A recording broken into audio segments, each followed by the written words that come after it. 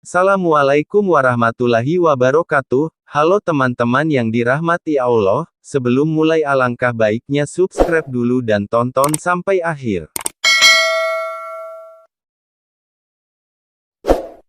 Jauh sebelum diutusnya Nabi Muhammad, pernah ada seseorang yang luar biasanya, prestasi, kejahatannya, ia telah membunuh 99 orang tanpa alasan yang benar.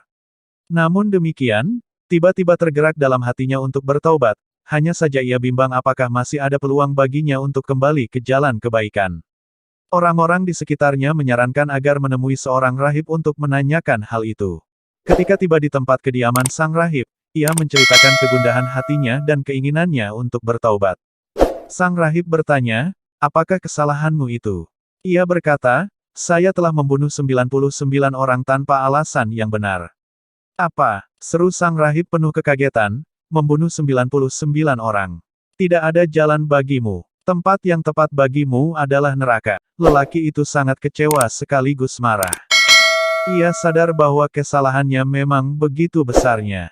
Tetapi cara sang rahib menyikapi dan memvonis itu sangat melukai perasaannya. Walau hatinya mulai melembut dengan keinginannya untuk taubat, tetapi jiwa jahatnya belum benar-benar menghilang. Tanpa banyak bicara, ia mengambil pisaunya dan membunuh sang rahib. Genap sudah 100 nyawa tidak bersalah yang melayang di tangannya, tetapi panggilan ilahiyah untuk bertaubat terus mengganggu perasaannya, hanya saja ia tidak tahu harus bagaimana. Suatu ketika ada orang yang menyarankan untuk menemui seseorang yang alim di suatu tempat, dan ia segera menuju ke sana. Ketika tiba di tempat tinggal sang alim, ia menceritakan jalan hidupnya, termasuk ketika ia menggenapkan pembunuhannya yang ke-100 pada diri sang rahib, dan tentu saja keinginannya untuk bertaubat. Sang alim yang bijak itu berkata, "Tentu saja bisa, dan tidak ada seorang pun yang bisa menghalangi keinginanmu untuk bertaubat. Tetapi tinggalkanlah tempat tinggalmu itu karena di sana memang kota maksiat. Pergilah ke kota A kota lainnya, karena di sana banyak orang yang beribadah kepada Allah, beribadahlah engkau bersama mereka, dan jangan pernah kembali ke kotamu itu. Insya Allah engkau akan memperoleh ampunan Allah dan dimudahkan jalan kepada kebaikan." Lelaki itu segera berangkat ke kota yang dimaksudkan sang alim, tetapi di tengah perjalanan kematian menjemputnya. Datanglah dua malaikat untuk menjemput jiwa lelaki itu, satu malaikat rahmat dan satunya malaikat azab siksa.